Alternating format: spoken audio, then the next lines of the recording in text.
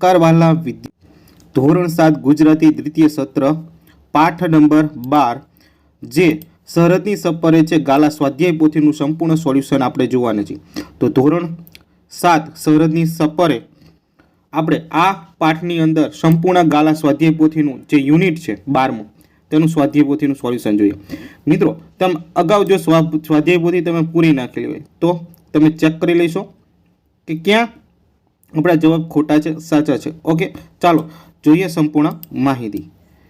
પહેલો પ્રશ્ન છે, ભારતના કયા પૂર્વોત્તર રાજ્યમાં દર વર્ષે એક વિશિષ્ટ યાત્રા યોજાય છે? તો ઓપ્શન સી આવશે, બરાબર, અરુણાચલ પ્રદેશ। બીજું છે, ત્વાંગ યાત્રામાં ભાગ લેનાર ચંદ્રિકા બહેન ક્યાંથી આવ્યા હતા? તો ઓપ્શન એ સુરતથી। ક્યાંની બોલી કાઠિયાવાડી અને અમદાવાદી બંનેના લહેકામાં આવી જાય છે? તો ઓપ્શન ડી સુરેન્દ્રનગર। સૌને ત્વાંગ યાત્રાની માહિતી કોણે આપી છે? ઓપ્શન સી ડૉક્ટર જયંતિભાઈએ। ત્વાંગ યાત્રાની માહિતી કોણે આપી હતી? તો જયંતિભાઈએ। ત્યારબાદ પાંચમો છે, ત્વાંગ યાત્રા અસમના કયા શહેરમાંથી શરૂ થઈ હતી? તો ઓપ્શન ડી ગુવાહાટી। ભારત દેશમાં કુલ કેટલી શક્તિપીઠો છે? તો 51 શક્તિપીઠો છે, આપણને બધાને ખબર છે, તો 51 આવશે। કયા નગરને અરુણાચલ પ્રદેશનું પ્રવેશદ્વાર કહેવામાં આવે છે? ઓપ્શન એ આવશે, બરાબર, ભાલુક્યો। પછી આઠમું છે, ત્વાંગથી દૂર એક ચટ્ટાન પર કોનો પદચિહ્નો છે? તો તમને ખબર છે, દલાઈ લામાના છે। ત્વાંગ યાત્રામાં આવેલા લોકો કયા ગુલામ દેશની સ્વતંત્રતાનો સંકલ્પ લે છે? તો બી એમાં તિબેટ આવશે। ત્વાંગ યાત્રાનો છેલ્લો પડાવ કયા શહેરમાં હોય છે? ઓપ્શન સી ત્વાંગમાં છે, બરાબર। ચાલો પ્રશ્ન 2 કે નીચેનામાંથી યોગ્ય શબ્દ પસંદ કરી ખાલી જગ્યા પૂરવાની છે। તો ઓપ્શન આપણને ઉપર આપેલા જ છે, ખાલી એને પૂરવાના છે। ત્વાંગ યાત્રામાં પાટણ જિલ્લામાં ચલવાડના તો એમાં સરવણજી જોડાયા હતા। ચંદ્રિકાબેન બાબુભાઈ અને ખાલી જગ્યા હરેશભાઈ સુરતથી આવ્યા હતા, બરાબર। પછી છે જગદીશભાઈ એટલે કે જયદીપ અને ધરતીબહેન ભાવનગરથી આવ્યા હતા। ચોથું છે કે ત્વાંગ યાત્રામાં દર વર્ષે નવેમ્બર માસમાં નીકળે છે। તેજપુરના નગર, બરાબર, અગ્નિગઢ મંદિરમાં પૌરાણિક મહત્વ ધરાવે છે અને બાણપુરની પુત્રી નામ ઓખા હતી। બાણાસુરની પુત્રીનું નામ શું હતું? ઓખા હતી। પછી વડીલાના બૌદ્ધ મઠો અને ગૌમ્ય આકર્ષણના કેન્દ્ર હતા। પછી જોગ દરબારમાં બાબાજીને સરકારે મરણોત્તર પરમવીર ચક્ર આપ્યો હતો। કોણ? તો કે જોગીદર બા। ઓકે, ચાલો એના પછી ત્વાંગ શહેરમાં આશરે 11,000 જેટલી વસ્તી ધરાવે છે। 10મું, અસમ રાજ્યના રાજ્યપાલ જેવા મહાનુભાવ ત્વાંગ યાત્રામાં સ્વાગતમાના કાર્યક્રમમાં પધારે છે। પ્રશ્ન નંબર 3 જોઈએ કે નીચેનામાંથી વાક્ય કોણ બોલે છે તે આપણે અહીંયા લખવાનું છે। તો વિદ્યાર્થી મિત્રો, વિડીયો ગમતો હોય તો વિડીયોને જરૂરથી અત્યારે લાઇક કરી દો અને આવા જ વિડીયો જોવા માટે તમારી ચેનલને સબસ્ક્રાઇબ કરી દો। આઈએમપી એજ્યુકેશનને ખાસ સબસ્ક્રાઇબ કરી નાખજો, જેથી કરીને પેપર દરમિયાન પણ તમને આપી આઈએમપી પ્રશ્નો મળતા રહે। ઓકે, ચાલો નેક્સ્ટ। અલ્યા ભાઈ, આ પંજીકરણ એટલે શું? એ તો પંચાયત છે, બરાબર। તો એ સરવણજી બોલે છે, આપણે તો ગુજરાતીમાં વાતો કરતા, બરાબર, બડે ફરીએ ને ગુજરીમાં, બરાબર, આ જે છે એની અંદર ડૉક્ટર નીરવ બોલે છે। તમે જોયું સાંસ્કૃતિક કાર્યક્રમમાં કેટલાક પ્રદેશોના કાર્યક્રમો થયા પણ ગુજરાતના ગરબાનું રજૂ ન થયા, તો આ ભાઈલાલભાઈ બોલે છે। આપણે 30 જણા છીએ અને હવે 3 દિવસમાં બધાને ગરબે ગુમાવીએ તો ખરા, ભરતભાઈ બોલે છે। અમે ભૂખ્યા નિમાણા થાવમાં હું ભાવનગરી ગાંઠિયા લાવ્યો છું, ધરતીબહેન બોલે છે, કારણ કે ભાવનગરના હતા। આ યાત્રાનું નામ છે ત્વાંગ યાત્રા। દર વર્ષે નવેમ્બર માસમાં અસમના ગુવાહાટીમાંથી આ યાત્રા નીકળે છે, ડૉક્ટર જયંતિભાઈ કહે છે। આનો મતલબ તો એ છે કે ત્વાંગ યાત્રા રાષ્ટ્રીય, ધાર્મિક અને પ્રાકૃતિક એમ ત્રણેયનું દ્રષ્ટિએ મહત્વ ધરાવે છે, ખરું ને? આ બાપભાઈ બોલે છે।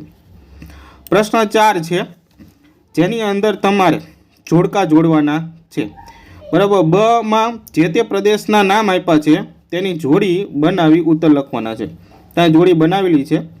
બાપભાઈમાં આવશે, બરાબર, ઘ આવશે, હસમુખભાઈમાં જ, ભાઈલાલભાઈમાં જ, કલ્પેશભાઈમાં છ, ધરતીભાઈમાં જ, વિપુલભાઈમાં જ અને ભરતભાઈમાં ઘ। અને જયંતિભાઈમાં ક. પ્રશ્ન નંબર 5 છે. નીચેના પ્રશ્નો ઉત્તર એક વાક્યમાં લખવાના છે. ત્વાંગ યાત્રા માટે સભાનું સંચાલન કઈ ભાષામાં ચાલી રહ્યું છે? તો ત્વાંગ યાત્રામાં માટીમાં સભાનું સંચાલન અંગ્રેજી મિશ્રિત હિન્દી ભાષામાં ચાલી રહ્યું. મોસ્ટ આઈએમપી પ્રશ્ન છે, આ ભૂલતા નહીં. અંગ્રેજી મિશ્રિત હિન્દીમાં ચાલી રહ્યું છે. પંજીકરણ એટલે શું? પંજીકરણ એટલે રજિસ્ટ્રેશન, નોંધણી જેને કહેવામાં આવે છે. ત્રીજો પ્રશ્ન, ત્વાંગ યાત્રામાં આશરે કેટલા ગુજરાતી જોડાયા હતા? ત્વાંગ યાત્રામાં આશરે 30 જેટલા ગુજરાતીઓ જોડાયા હતા. બરાબર. હળવાશના મૂળમાં આવી ભરતભાઈએ કયો દુહો ગણગાડ્યો? મને તો હળવાશમાં આવીને મૂળમાં આવી ભરતભાઈએ ઊંચા ગઢ ગિરનારનું ભારેથી વાતું કરે, બરાબર, એ દુહો ગણગાડ્યો. ચાલો, એના પછી અસમમાં ગુવાહાટીમાં કયું શક્તિપીઠ આવેલું છે? તો કામાખ્યા દેવીનું વિશ્વવિખ્યાત શક્તિપીઠ આવેલું છે, કામાખ્યા. બરાબર. છઠ્ઠો પ્રશ્ન, 1962માં ચીને ભારતમાં કયા સુધી કબજો કર્યો? તો 1962માં ચીન ભારતમાં અરુણાચલ પ્રદેશમાં, બરાબર, બોમડિલા પ્રદેશ સુધી કબજો કર્યો હતો. સાતમું, કોનું સ્મારક ત્વાંગ શહેરમાં છે? 1962માં ચીન સાથે યુદ્ધમાં વીરગતિ પામેલા ભારતના સૈનિકો વીરગાથા દર્શાવતું સ્મારક ત્વાંગ શહેરમાં આવેલું છે. આઠમું, કયા સ્થળમાં નાનકલામાં કહે છે? તો ત્વાંગ એ શીખ ધર્મનું પ્રથમ મહાન ગુરુ નાનક દેવનું, બરાબર, એનું તપસ્યા સ્થળ છે જેને નાનકલા કહે છે. આઠમું, ત્વાંગ યાત્રા દરમિયાન કઈ પ્રાકૃતિક સુંદરતા જોવા મળે છે? તો ત્વાંગ યાત્રા દરમિયાન, બરાબર, છાંગ વોટરફોલ અને સોંગ સ્વરૂપે પ્રાકૃતિક સુંદરતા જોવા મળે છે. પ્રશ્ન નંબર 6 છે. 2-3 વાક્યમાં પ્રશ્નોના જવાબ લખવાના છે. તો જોઈએ. ત્વાંગ યાત્રામાં અન્ય ગુજરાતી શોધવા ડૉક્ટર નીરવે આઈડિયા બતાવ્યો. ત્વાંગ યાત્રામાં અન્ય ગુજરાતીઓ શોધવામાં આઈડિયા બતાવ્યો કે નીરવે કહ્યું કે ગુજરાતીમાં શોધમાં મસ્તી. આઈડિયા એ છે કે આપણે ગુજરાતીઓનો વાતો કરતાં માણસને શોધીએ, એટલે ગુજરાતીમાં બોલીએ ટૂંકમાં. બીજો છે, ત્વાંગ યાત્રામાં ભેગા થયેલા ગુજરાતીઓને નાસ્તા કઈ વાનગીઓ ખાઈ? ત્વાંગ યાત્રામાં ભેગા થયેલા ગુજરાતીઓ નાસ્તામાં ભાવનગરી ગાંઠિયા, થેપલા, મરચાં, અથાણું, સુરતી ધારી, વડોદરાનો લીલો ચેવડો, ખંભાતનું હલવો, સોરી મિત્રો,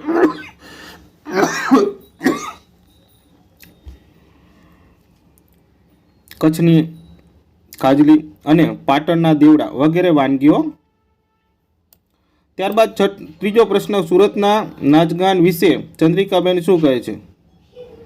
તો કે સુરતના નાચગાન વિશે ચંદ્રિકાબેન કહ્યું કે નાચગાન અસમને બહુ જ ગમે છે, અમને બહુ ગમે છે. તેમ પણ અમારી સાથે, બરાબર, નાચવો મંડો જાનૈયા સાથે વરરાજા હોત તો એ પણ નાચવા લાગે એવા અમારા, બરાબર, થાય તો નાચવા ન હોય. ત્યારબાદ ચોથું છે, જસવંતસિંહની વાતો કરીને એમ કહે છે, કઈ હશે? 1962ના ચીન યુદ્ધ દ્વારે જતા, બરાબર, કે ત્વંગગઢ જસવંતસિંહ નામના એક સૈનિક સતત 72 કલાક સુધી એકલા હાથે ચીન સાથે, બરાબર, ચીનની સેનાને રોકી હતી. અને વસ્તીની ગાથા આજે પણ ઘરે ઘરે ગવાય છે. તેમનું સ્મૃતિ મંદિર બનાવવામાં આવ્યું છે. તો વિદ્યાર્થી મિત્રો, આ તો આપણે લિખિતમાં હાથેથી સોલ્યુશન જોઈએ છે, પણ તમારે કોમ્પ્યુટર આધારિત ટાઈપિંગ કરેલું સોલ્યુશનના વિડીયો અગાઉ આપણે મૂકી દીધેલા છે. યુટ્યુબ ચેનલમાં આપણી જશો તો ત્યાં પણ તમને મોટા પ્રશ્ન, વૈકલ્પિક બધા પ્રશ્નોના વિડીયો અલગ અલગ મળવાના છે. ત્યાંથી પણ તમે સોલ્યુશન મેળવી શકશો. દર વર્ષે નવેમ્બર માસમાં પૂર્વોત્તર રાજ્યમાં યોજાયેલી ત્વાંગ યાત્રા માટે શા માટે કહે? દર વર્ષે નવેમ્બર માસમાં પૂર્વોત્તર રાજ્યોમાં યોજાતી અરુણાચલ પ્રદેશમાં, જ્યાં ભારત અને ભૂટાન અને ચીન કબજામાં તિબેટ છે, એ ત્રણેય દેશની સરહદ આવેલી છે અને બુમલા બોર્ડર સુધી નીકળે છે. ચાલો, સાતમું છે, 5-7 વાક્યમાં આપણે 4-5 વાક્યમાં જવાબ લખવાના છે. જ્યાં જ્યાં વસે ગુજરાતી ત્યાં સદાકાળ ગુજરાત આ પંક્તિનું અર્થ જણાવો. જવાબમાં લખીશું, જ્યાં જ્યાં વસે એક ગુજરાતી ત્યાં સદાકાળ ગુજરાત આ પંક્તિ દ્વારા આપણે સમજાય છે કે એક ગુજરાતી જ્યાં જ્યાં વસે છે ત્યાં ગુજરાતનું અસ્મિતાનું પ્રતિનિધિત્વ કરે છે અને વાણી, વ્યવહાર અને વર્તન દ્વારા ગુજરાતનું ગૌરવ પ્રગટ થાય છે. વૃદ્ધ અર્થમાં તો કહીએ તો પ્રદેશ એની પ્રજાને નહીં પણ બરાબર એની પ્રથમ એના પ્રદેશનો પરિચય કરાવે છે અને આ ગુજરાતી જ્યાં વસે છે ત્યાં, એટલે કે ટૂંકમાં ગુજરાતી જ્યાં જ્યાં વસે છે ત્યાં ગુજરાતીનો એક અનુભવ થાય છે. બીજું, ત્વાંગ યાત્રા જે છે એ હેતુનો આકર્ષણ જણાવો. તો કે ત્વાંગ યાત્રા એક હેતુ દૂર દૂર સરહદ ઉપર રહેતા લોકો આત્મીયતા પૂરી પાછળથી તેમને ભારત સાથેના જોડાણ છે. આ ઉપરાંત દુનિયાના છેલ્લા ગુલામ દેશ તિબેટ સ્વતંત્રતા અને ઈસવીસન 1962માં ચીને હુમલો કરીને ભારતની હજારો ચોરસ કિમી જમીન ઉપર કબજો કરી લીધો છે. ભૂમિમાં મુક્તિનો સંકલ્પ લેવાનું પણ હેતુ છે.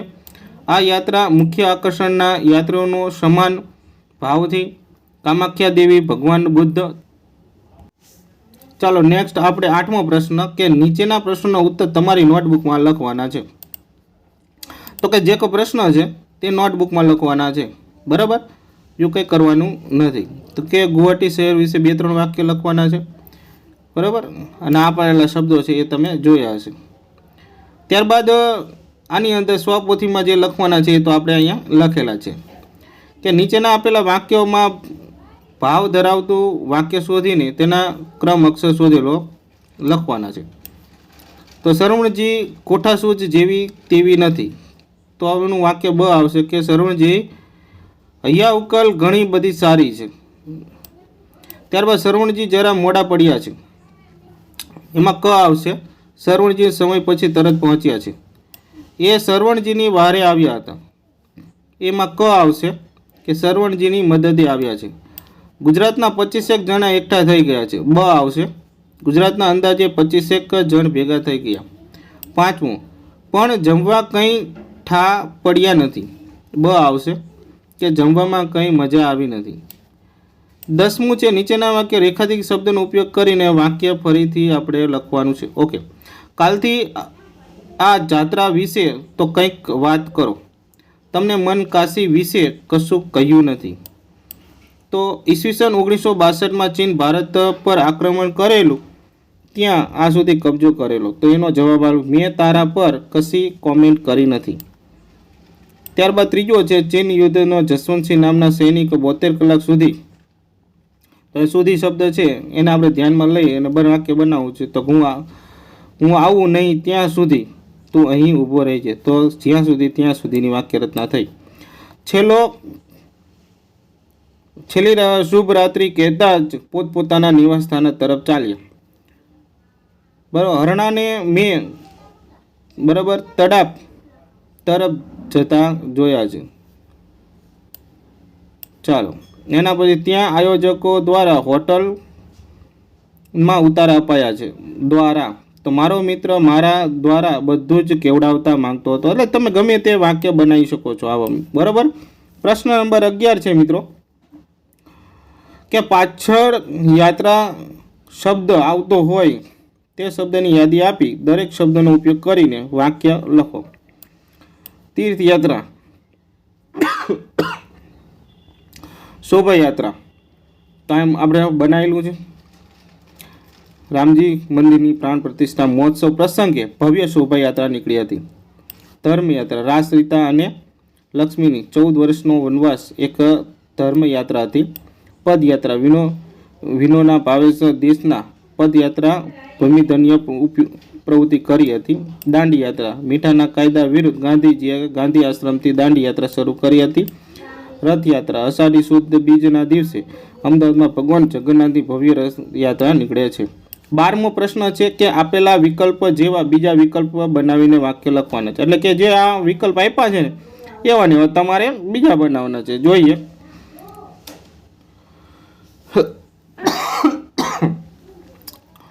ઘણા યાત્રાળુઓ દર પૂનમે પગપાળા અંબાજી જાય છે. શ્રદ્ધા, તો શ્રદ્ધાળુ. ધર્મપ્રેમી માણસ હંમેશા શ્રદ્ધાળુ જ હોય છે. માયા, તો માયાળુ. આપણા દેશમાં માયાળુ માનવી મલક છોડીને ગયેલા એનો બરાબર સાંભળે છે. કૃપા, તો કૃપાળુ. ભગવાન સૌની માટે કૃપાળુ છે. દયા, તો દયાળુ. દયાળુ માણસ જે વૈષ્ણવ છે. ચાલો 13મો પ્રશ્ન છે, જોડણી સુધારી લખો. તો આ બધી જોડણી છે, તમે જોઈ શકો તો સ્ક્રીનશોટ પાડી શકો છો. સમાનાર્થી બે શબ્દ આપણે લખવાના છે. ઉમળકો હેત એટલે ભાવ, અચરજ એટલે નવાઈ આશ્ચર્ય,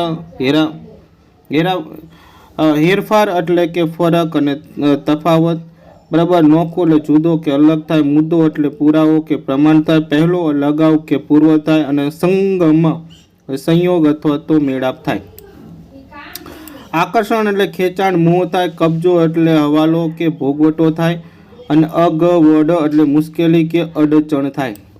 15મો પ્રશ્ન છે, નીચેના સામ્ય ધરાવતા શબ્દનો અર્થ લખો. નાસ્તો કે બ્રેકફાસ્ટ, શરત કે દોડ, નાસ્તો તો ભાગ અને શરત તો ધ્યાન. સૂઝવું તો સોજો ચડવો, સૂઝવું એટલે સમજાવવું. તો આ બંનેના અર્થ અલગ અલગ છે. નીચેના શબ્દો વિરુદ્ધાર્થી શબ્દ લખવાના છે. તો સ્વૈચ્છિક તો અનૈચ્છિક, બરાબર. આકર્ષણ તો અપાકર્ષણ, પૂર્વ તો પરિશ્રમ, બંધન તો મુક્તિ, છેલ્લું તો પહેલું, મોડું તો વહેલું, અગવડ તો સગવડ અને ધીમું તો ઝડપી, ખોલવું તો ખોવાવું તો જડવું અને ઘણું તો થોડું. સમાન શબ્દ સમૂહ માટે એક શબ્દ લખવાનું છે. સામાન્ય લોકોમાં ચાલતું નૃત્ય તો લોકનૃત્ય થાય. તાપ માટે પુષ્પ વગરનો લગાડેલો અગ્નિ એટલે તાપનું થાય. દિવાળી છોકરા ઉબાડ્યું જેવો હાથમાં ચાલવા ડોયા દેવો કરે છે તો એમાં મેચાવું થાય. મરણ પછીનું મરણોત્તર થાય. કોઈ પણ સ્મૃતિએ બંધાયેલું મંદિર સ્મૃતિ મંદિર થાય. અને પગલાંની છાપ એટલે પદચિહ્ન જાય. ચાલો એના પછી 18મું છે, નીચેના રૂઢિપ્રયોગનો અર્થ વાક્યનો પ્રયોગ કરવાનો છે. જોઈએ વિદ્યાર્થી મિત્રો. જીવમાં જીવ આવલે શાંતિ થવું. તો આ વાક્ય બનાવેલું છે, તમે જોઈ લેજો. રાજીના રેડ થઈ જવું તો બહુ જ ખુશ થઈ જવું. તાપસી પૂર્વી એટલે ચાલતી વાતમાં હાજીઓ પૂર્વ થાય, બરાબર. અને એક કાન થવું એટલે ધ્યાનથી સાંભળવું થાય. ટેકો પૂરવો એટલે સમર્થન આપવું થાય. કબજો કરવો એટલે તાબામાં લેવું થાય. અને રૂવાડા ખડા થવા એટલે બરાબર ચેમારા થવા. ચાલો એના પછી નીચેના વાક્યો વિશેષણ શોધીને લખવાનું છે. આ વાક્ય છે તો એમ પહેલામાં આવશે ચારે, પછી સાંસ્કૃતિક, 51 ને રાષ્ટ્રીય. આ બધાના વિશેષણ છે. તો વિદ્યાર્થી મિત્રો અહીંયા આપણે આ જે છે સ્વાધ્યાય પોથીનું આપણે સોલ્યુશન કરી નાખેલું છે અને આ સોલ્યુશન જોયું. નેક્સ્ટ વિડીયો છે અહીંયા તમને સ્ક્રીન ઉપર અથવા તો નીચે ડિસ્ક્રિપ્શનમાં આપી દઈશ. જે વિડીયો નંબર છે એના પછીનો ત્રીજો હશે, એટલે કે ત્રીજા પાઠનું હશે. જે 12મો પાઠ છે ને એ 13મો પાઠનું હશે, બરાબર. તો એનું સોલ્યુશન આપણે મૂકવાના છીએ થોડા જ સમયની અંદર. તો ફરી મળીશું બીજા વિડીયો સાથે. ત્યાં સુધી આવજો.